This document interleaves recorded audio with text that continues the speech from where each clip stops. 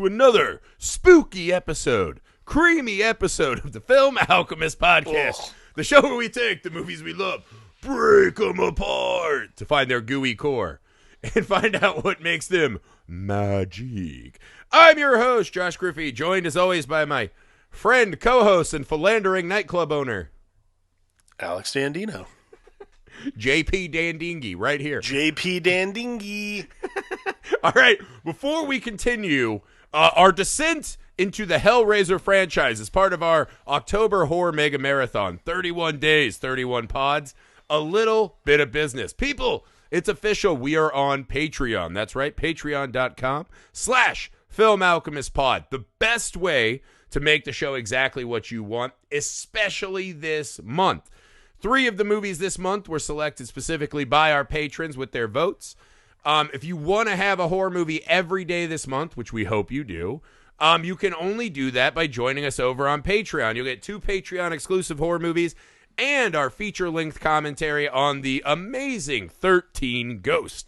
So if you can and you are able and you like hanging out with us, we would appreciate the support over on patreon.com/Film Alchemist Pod. Thank you so much for those of you who do. Thank you for those of you who are about to as well.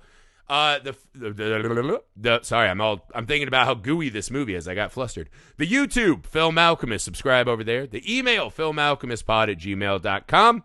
We're on all the socials you're on. We're easy to get a hold of. We'd love for you guys to share what we're doing this month. Bring more people to the fun. Also, something you can do that is free and easy, takes but a couple seconds. Leave some kind words for us, ratings and reviews wherever you find the show. We assure you it helps us. It helps us feed some blood to the statue that is us so we can defeat these fucking algorithms that be locking away our passions, our pleasures. All right, enough of that, guys. We have some serious business today. Hellraiser 3, Hell on Earth. This is an often maligned sequel, right? The Hellraiser franchise is kind of plagued by a lot of sequels that a large amount of the audience don't really seem to vibe. I will say, I think Hellraiser 3 is fucking astoundingly fun. It's a movie that says, you know what? We just did 2 kind of highfalutin inner turmoil, right? The human condition kind of labyrinthine movies. That's not even a word. I just made that shit up. That's my canvas. His is flesh. Mine is word mangling. We're kind of the same. But yeah, we kind of did these 2 high-minded, horror flicks, right? And this movie says, what if we threw all that shit out and just really went for like the most comic book version of a Hellraiser movie we could ever do? Yeah. And it's a fucking blast to me, right? It's Pinhead Unbound, right? After we saw his just pitiful ass whooping at the hands of Dr. Dickhead PhD, they said, you know what? We heard from the audience. That shit's not going to fly. They are here for Pinhead, and they really amp him up a lot in this movie, and it's super fun to watch. We explore further the separation from demon and man, and we just get this awesome like action figure toy line from the 90s of other Cenobites, and it's fucking rad to me. So, Alex, open us up. First time viewing for you, Hellraiser 3. Yeah, first time viewing. I assumed that this was...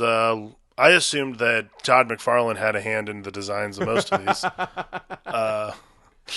Those toy aficionados out there. He's the true toy maker behind the Hellraiser franchise. It's a kind of fascinating thing to me because, like, I really do think I like the Pinhead split. I think that's a fun kind of like wrinkle. Like I said yesterday. They utilize it a lot better in this movie, I think.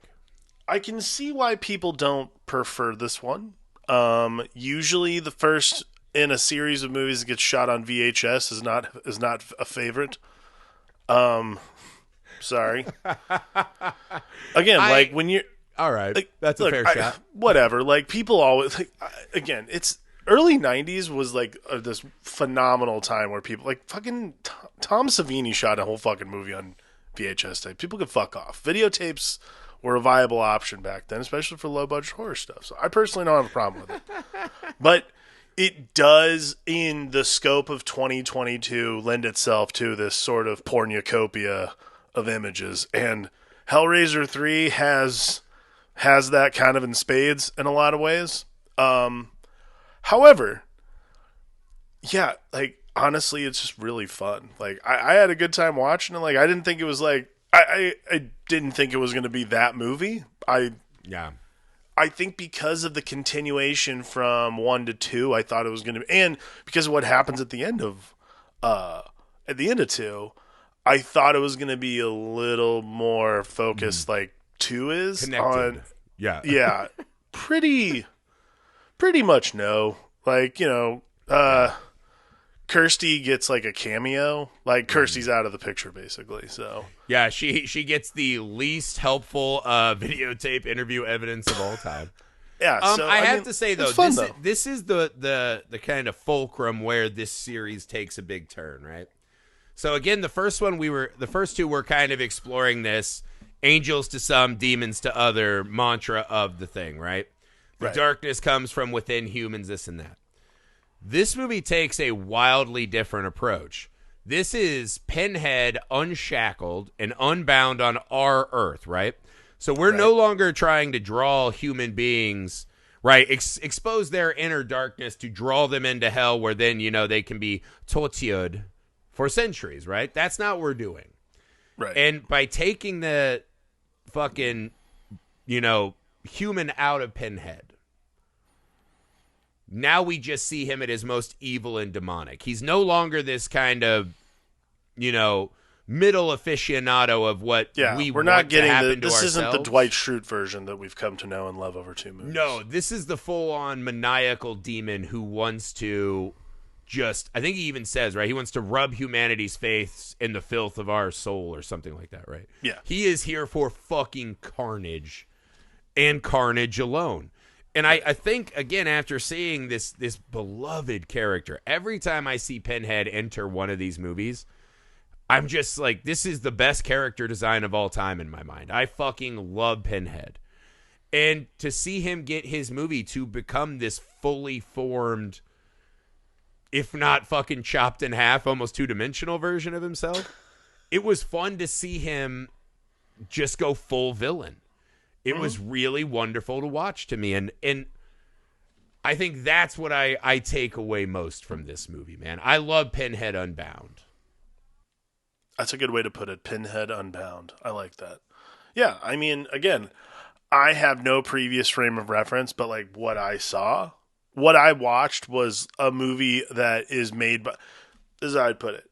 While Clive Barker is an executive producer, this feels like a movie made by fans of this series. Yeah. And I think This loses some of that extra touch, right? Yeah, it's not as, like, I hate to put it this way.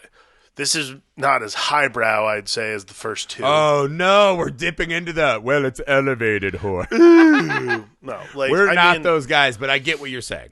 Yeah, highbrow's like the dumbest way to put it because I'm dumb. But like I guess the only other way the way I'd break it is like this.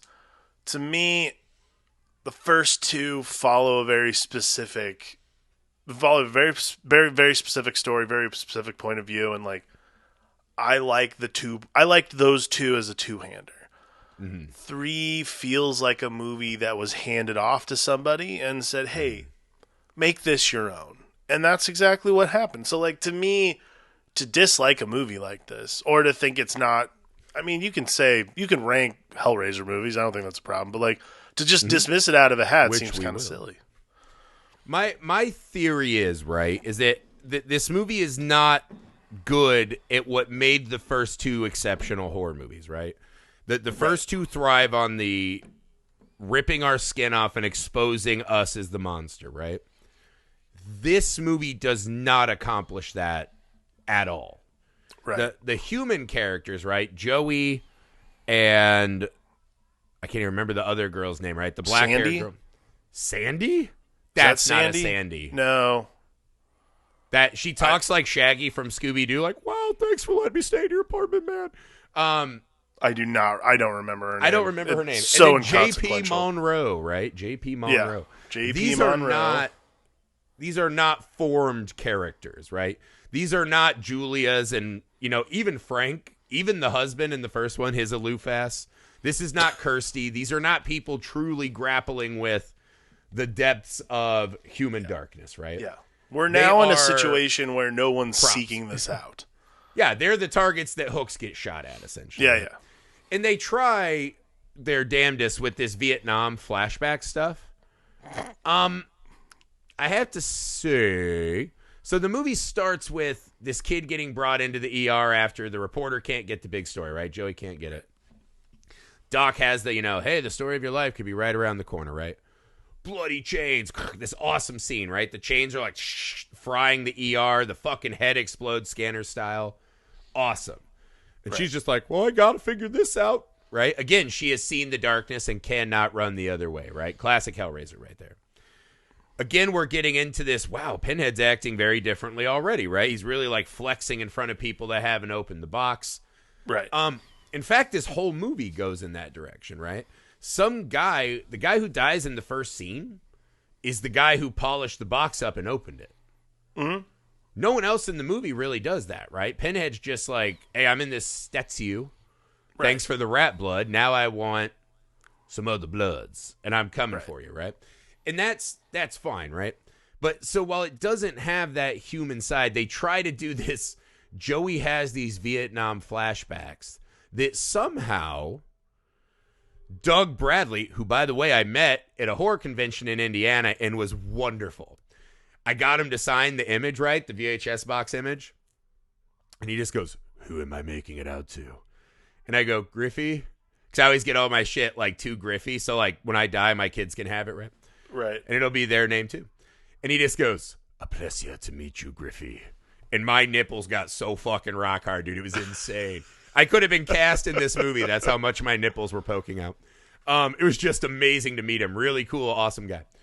But so him in his human guy form is somehow able to dreamwalk into Joey's Vietnam recurring nightmare. Walk me through what you think this bit of the movie is going for. We're clearing this stuff out so we can get to the fun fucking action, the Masters of the Universe toy line section. I think a lot of it has to do. So he's obviously the human version of Pinhead's like a military captain. Mm-hmm. I think it's that same thing I said yesterday about like psychic residue. So maybe it's like shared trauma in a way, something like that. I like that is the dumb way that I would put it. I don't know how, but like I also don't know if I have another explanation for it other than just like, well, you got to move the story somewhere. Like to me, the justification is like a shared trauma. He exists in her window in his shadow, like an alternate realm, right? A pocket universe. It's hard for me to believe that the soldier who finds his way into the fucking, well, I better open this box for more pleasure, gets to go to heaven because he was strip mined from the demon body he was in. Right. But somehow he's not really connected to the box anymore.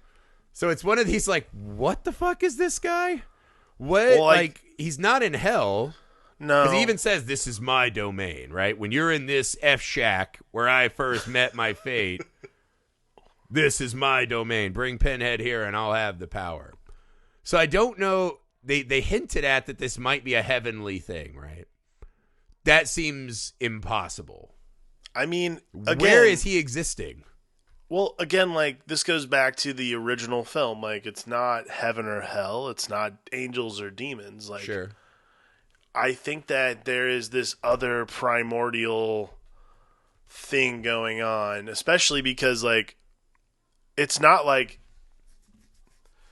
they've been pulled apart, you know? Like it's not like he hasn't been part of that before. So like there has to be something left in there that is still Pinhead. It's just not Pinhead presently. Pinhead was like born from his inner self. Like how do you put this like basically it's like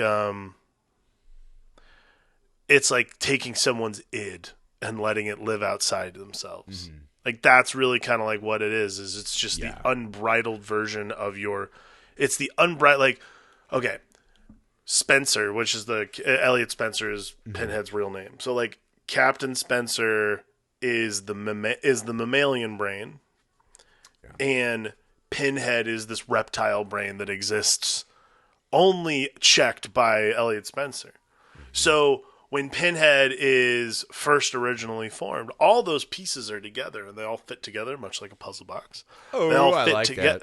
They all fit together to create a character who's not necessarily evil, but certainly not benevolent. Just sort of like in this way, a neutral party traversing the multiverse in a lot of ways. Yeah. So a neutral party who probably was fricky as hell. Yeah, like definitely had some shit going on. Yeah. Probably has a lot of problems still. But like ultimately when you go to these other places, but when you split them apart, you take away the mammalian brain that's literally keeping that id in check in a lot of ways.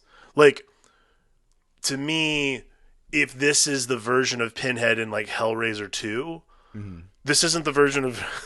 This isn't the version who's like... He's just like, oh my god, great to meet you. Yeah, like this isn't the version of, Kirsty again, you have fucked with my shit. Like, it's not like any sort of measured... I think it's literally just like, alright, I'm ripping you apart, this is annoying.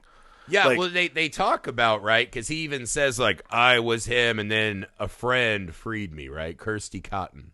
Which I didn't know her last name was Cotton. I'm like, that's a weird, like, almost Stan Lee kind of name, right? Hi, I'm Kirsty Cotton here. Yeah. Excelsior. No, neither here nor there. So Kirsty freed him. Right. Somehow he's still connected, though, right? Because he talks about the evil that was within me was too much. It couldn't be contained. Right. So it's almost like him and Pinhead are both living betwixt whatever hell was and whatever we live in, right? And somehow they're bonded. I mean, whatever. This part of the story really does not matter until the payoff at the end. But I thought we'd address it up top, right? There is some weird, like, I think you have to address it because jumping. You have to address it because it's something that affects all of us. Like, we all sit here with an id, an ego, and a superego. Like, but we also all sit here with reptilian and mammalian brains that tell us seek ultimate pleasure. Yeah, and that part is to set up the fucking showdown at the end, which is absolutely good, right? That's fun. So essentially, yeah, that's kind of what's happening for too much of the movie, right? Is her like investigating and watching tapes and seeing Daddy, right? The real meat of the story is up in JP's fucking bone dome. JP Monroe's. Yeah, JP Monroe's bone dome, right? Right. And so we see this guy, right? He's kind of a collector of weird art, right? He does his own art. He gets the statue, right? The thief steals the box. He's still got the statue, right? He reaches into the hole because that's what JP does. He sees a hole. He gets in there, right? Reaches in, a rat bites him. He splashes blood around. There's this awesome fucking moment where it's drinking the blood, right? Right.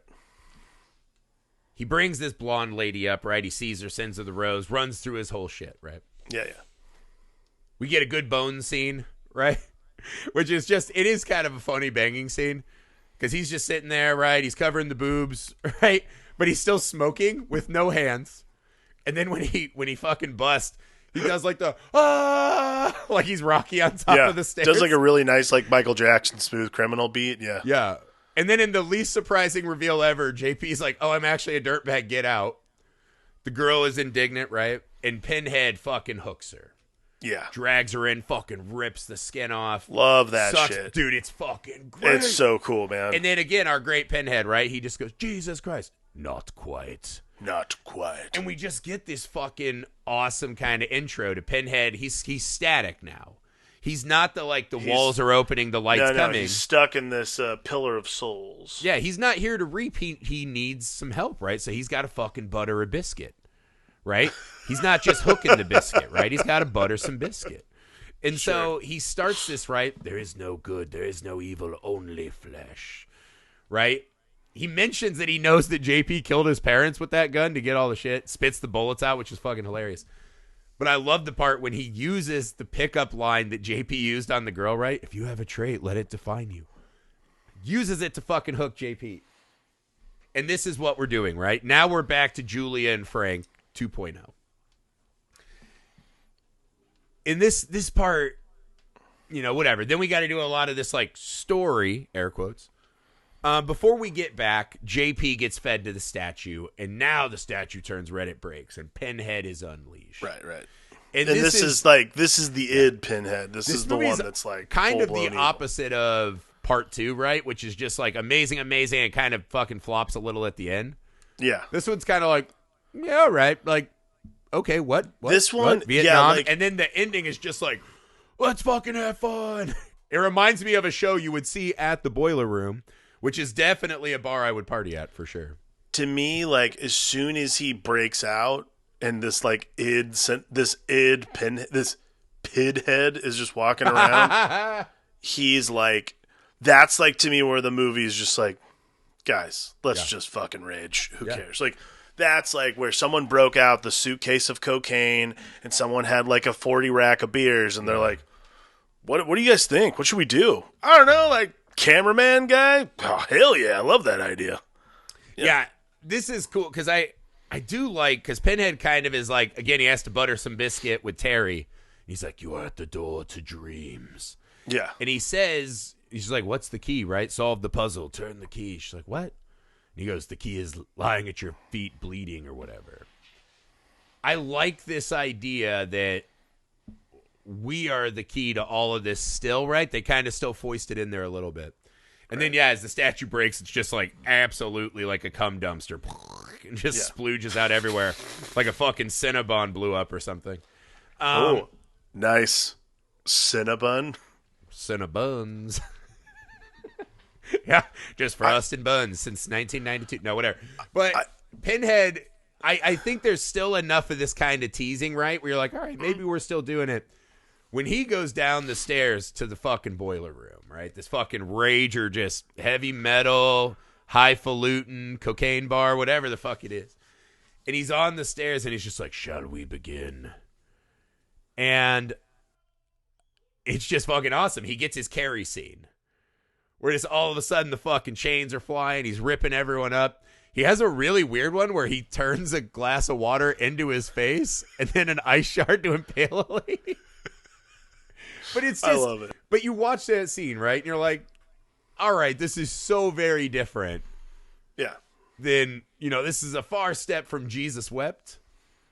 But this is fucking fun, man. This is the culmination of, you did 2 highfalutin, mythology-dense movies.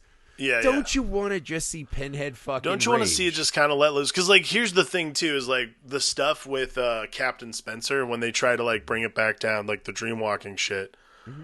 When things start becoming, like, when we start talking about the bureaucracy of the Cenobites, where it's like, oh, well, without, because, like I was saying, like, and again, I wasn't just blowing smoke, like, before, like, this got to this part, I was thinking, like, there must be something where literally, like, Pinhead's human form is what, like, maintains this whole, like, it's this weird, like, dichotomy thing. And then it, like, comes up, and then it's like, I generally have to go, especially for these kinds of movies, I generally have to go on Wikipedia afterwards and, like, read through the plots and shit. So to read that, like, oh yeah, like, they have to be bound to a human host, essentially, or, like, not a human host, because, like, that version of yourself has to have the human counterbalance, and if you don't, it's like wreaking havoc on Earth, basically, violates Cenobite laws. I'm like, hang on. Hey, we are a pleasure buffet. You don't want some guy putting his dick in all the buffet trays. My biggest question, though, is, like, okay, so is, like, the Leviathan the governing body? Is that what's going on? Is that how this works? Maybe. Like, that was my biggest question. Because, again, they kind of do pay off the humanizing Pinhead choice. Oh, no, he totally. talks about when him and Joey are talking, right? And he's like, the box wants to be open. You'll learn. Your fingers will find the way. And he talks about when he went to hell is that they found the monster in me, right? Like, they pulled that out. And so he talks about, right, like how they found this thing. It was kind of bred from him, right? And then, right. Obviously, as we do the Carrie scene, right, he can make more Cenobites, right? Mm-hmm. But I thought that was cool, right? And he's like, I'm going to destroy the door. Fine, got it. We've set up for a pretty fucking simple thing. So now we get to our final showdown, and this is where the movie just fucking, again, it just, when you said that earlier, it's almost like a fanfic of Hellraiser. It made a lot of sense. Like, what if you made a fanfic, but the exclusive purpose of it was to sell action figures? Yeah. That's what we're doing now, because all a the cool extra scene in the bar Cenobites that feel actually like made me mad, right? Because in the bar they have the guy gets killed with CDs. Some guy was just decapitated holding his head, and he was just a camera moving around. Yeah. Much cooler than the camera guy cowboy who has a lens for his eye and the fucking auxiliary cable attaches to his nipple. But so what we see, right? We get some new Cenobites, right? We get camera face with auxiliary to the nipple, whatever input DJ. that is. The DJ who can launch CDs. My favorite, though, fucking bulbous bartender who has a fucking martini shaker of gasoline and fucking fire breath. I don't know if this is like an alchemy jug in D&D where it just can like keep refilling the gasoline. I love it. I mean, like, it's just one of those things where you're like, that's kind of what I signed up for. That's exactly what dude, they do like this RoboCop shop where fucking camera face is walking down. There's fucking, you know, fire hydrants going. There's explosions everywhere. And next thing you know, the cops are like forming a line. And I was like, yeah, fuck yeah, dude. Okay, I've explored the labyrinth. Now I want some fuck. This is the thing. The Hellraiser series had done a lot of like, oh, it's so exquisite to explore the flesh. But they don't explore that much flesh. Not a lot of flesh gets explored. This movie's like, you want to see some fucking flesh creations? This is an Etsy shop of fucking flesh creations. Let's go. And it's fucking fun, right? He like throws his shaker of gas and blows everyone up. A little more disappointing that JP and fucking black-haired Shaggy from Scooby-Doo don't have better. She does have that great line though where she's like, I can dream now. I thought that was cool.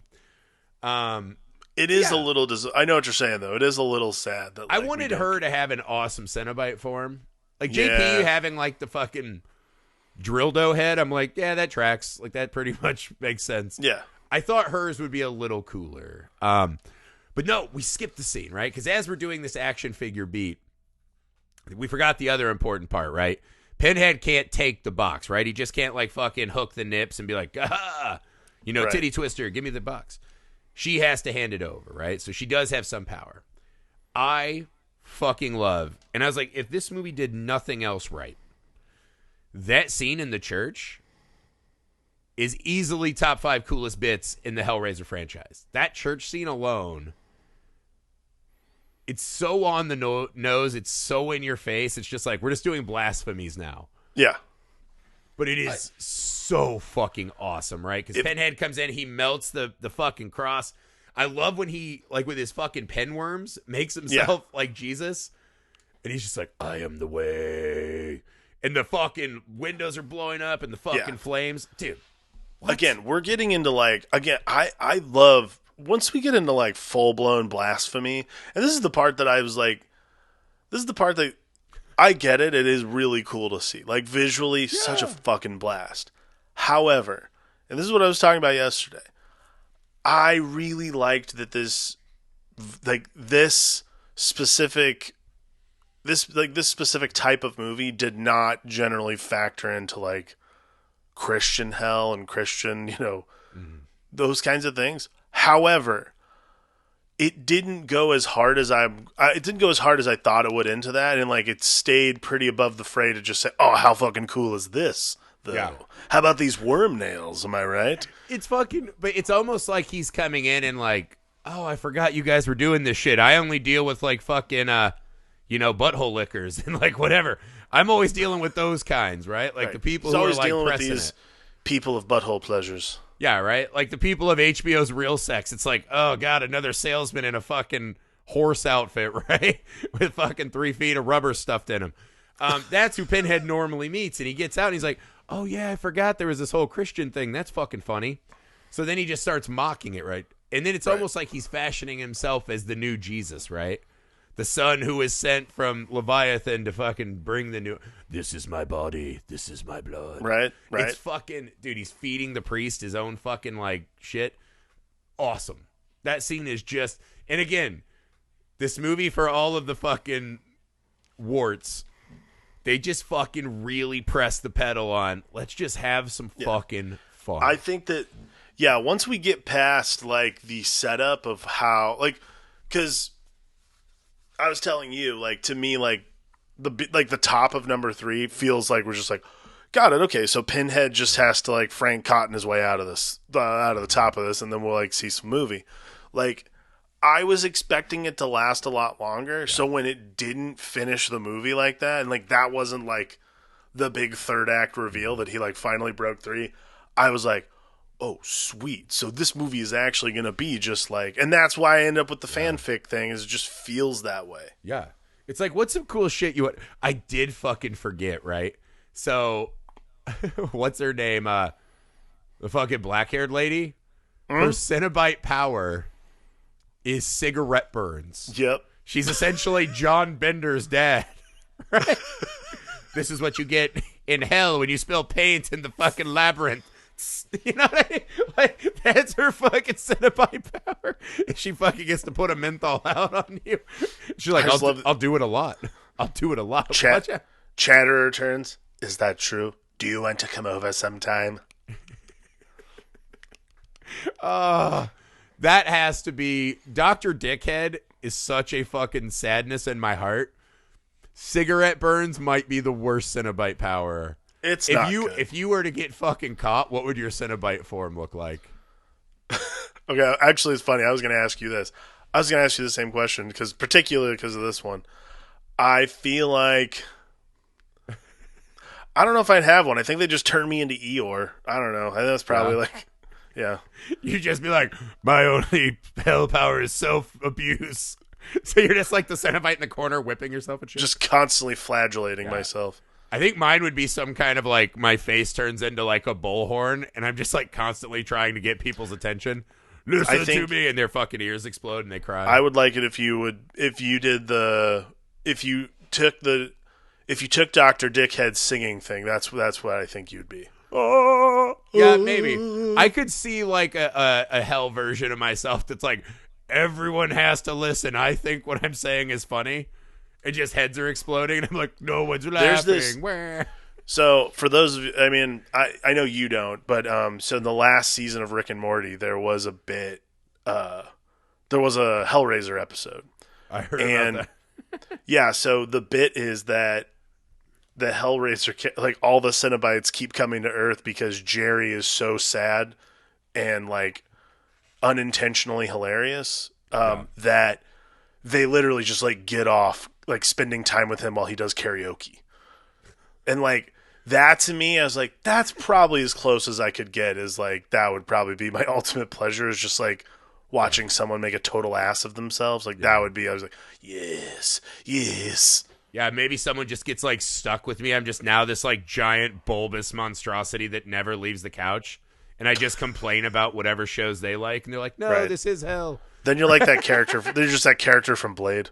Yeah, that could be. I'm trying to think like what my sins are, right? And it's all like pretty standard sinful stuff. Yeah, I don't have anything cool sin-wise. Yeah, I could be the cigarette burn guy. I'll take that shitty power. But yeah, no, I think this part's fun. It does lead us to our Pinhead tricks her, right? And takes Daddy's form. Extra cruel, loved it. Yep. He gets the box, and then all of a sudden he's in the fucking fuck tent, right? He's like, I'm back. And they have this fucking show. I actually really like this moment, right? Because Pinhead has Joey chained up. He's throwing on the fucking Pleasure Cove clearance outfit on her. Right. Like, you like this as much as I am. So much flesh, right? And he's kind of calling him out, right? You fucking like this too. Why do you think I like this? Because you fucking like this. Who are you now? You're fucking sitting here walking in trenches full of dead bodies pretending you're just like a Gandalf? You're not a Gandalf. You know what I mean? You're a nipple clamper. That's what you are, right? By your very nature. Right. And I like, because it looks like nothing's going to happen. And then, fucking Spencer's just like, you're right. We belong together. And they just start like tussling.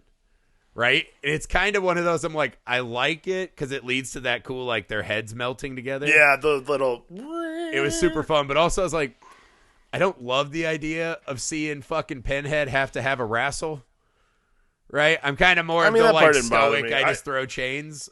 I think I was just so I was like, into does the Pinhead train Greco-Roman? Like, what's going on? I was just so into the Dr. Pimple Popper, Pinhead, Elliot Spencer fusion. Like, that was really like. Oh, dude, it was so cool. And then he's I just love like, that. send me to hell. Right? Because the fucking box is already Ghostbuster trapped, all the other Cenobites Right, away. yeah. Yeah, it's fine, dude. She sends him to hell, stabs him with the fucking, Leviathan key. He goes back. We bury the box. That's the end of the movie, right? I think it's easy to see why people criticize this as a lesson. I get it. I do. Again, you're coming off two, like, really impressive horror films that are trying to do something more. Sure. Right? This one just says we're just doing buckets of blood and schlock and monsters, and we're having a good time, right? We don't have interesting, relatable, human drama, right? We're just getting you there with beautiful faces. I can see, but this is the thing. I think most horror people, right? Because we made that joke earlier about elevated horror. Yeah. Most people I know in the horror community, we like both. It's nice to see a horror movie try to do something more, but sometimes you just want to watch the fucking schlock, right? I really feel like you're hard pressed to find someone who will only watch quote unquote highbrow horror. Like, no, only dipshits. Like, yeah, like, I mean, I really real think horror people like both. Like, come on. Unless you're such a dickhead that all you'll do is watch A24 stuff, like you'll watch the ones that you feel like you need to for cultural currency. Right, yeah, exactly. Like, I'm like, if you're only watching like certain I have to movies, see Get Out and Hereditary, but everything else sucks. I have to see these movies so I can tweet about them properly. Like, to me, what makes Hellraiser 3 and like really like a lot of the movies we're watching this year for October special is because they don't have to have like the social currency of watching a lot of these is just that you've seen them. And really, like, what it boils down to is like enjoying them. Like, we don't do this pod unless we enjoy a movie. Like, I'm not saying it's the greatest fucking movie I've ever seen, but if you can't find something in there to enjoy, and I find it very hard to imagine someone not being able to watch some of Hellraiser 3 and be like, well, that was fucking cool. Yeah, that's what I think, right? Is that I was mad about the end of Pinhead and Hellraiser 2. This felt like hey man, we know. We love Pinhead too. So we're going to give you the fucking Spinal Tap 11 Pinhead. And it was a fucking blast. Yeah, I fucking love Pinhead in this movie. Pinhead is my favorite horror movie monster. I probably have said someone else is my favorite horror movie monster before. It comes and goes, but I fucking love my time in the Hellraiser universe. I love my time with Pinhead, whether we're in the labyrinth or we're fucking, shooting CDs at people. It doesn't. This one strips out all of that big mythology and all that extra shit and just actually gives us our pound of flesh. Agreed. And I think it's a great fucking time, man. And I like that you get both in the Hellraiser franchise, right? It really jumps around betwixt the two a lot. It kind of dips its toes into heavy mythology, and then it'll just give you some, poppycock that you want. Yeah. Yeah. It's kind of like putting fucking fancy creme on a Pop-Tart. You know what I mean? Yeah, a little creme fraiche. Creme fraiche? Yeah. No, that's it for Hellraiser 3. Hell on Earth. I fucking love it. Also, ends with the fucking Hellraiser song, which is one of the great fucking soundtrack songs of a horror movie, right? I love the one with Ozzy and Lemmy, right? Because I think Ozzy has one, Lemmy has one. They have the one with both, which I think is the movie one. My son actually loves that. He's always like, Daddy, can we play Hellraiser? And I'm like, hell yeah, boy. Absolutely, son. I love you. I love you. Stay away from boxes. But that's it, man. I fucking love Hellraiser 3. I think it's a good time, and I think it's much maligned because it was the different flavor. The first different flavor in the franchise. But you guys know the deal, man. We'll be back tomorrow with Hellraiser 4. Hell World? Is that what this one is? I believe it's Bloodline. Bloodlines, that's right. Yeah, this is the space station time travel. Yeah, this is the Alan Smythe. Not time travel, it's tall tale telling, right? Family. Indeed. The fucking Ancestry.com Hellraiser. But that's it. You guys know the deal. Every day this month, 31 days, 31 pods. We are dealing deep into Hellraiser right now, but if you guys want to make sure that you have a movie to watch with us every day this month, you need to go to patreon.com/filmalchemistpod. Get the exclusives over there, including our feature-length commentary on 13 Ghosts, which I know everyone loves, right? It's one of those movies that's got a new look now, and people are like, we're ready to acknowledge how fun that movie was. So, again, that's patreon.com/filmalchemistpod. Vote on the movies you want.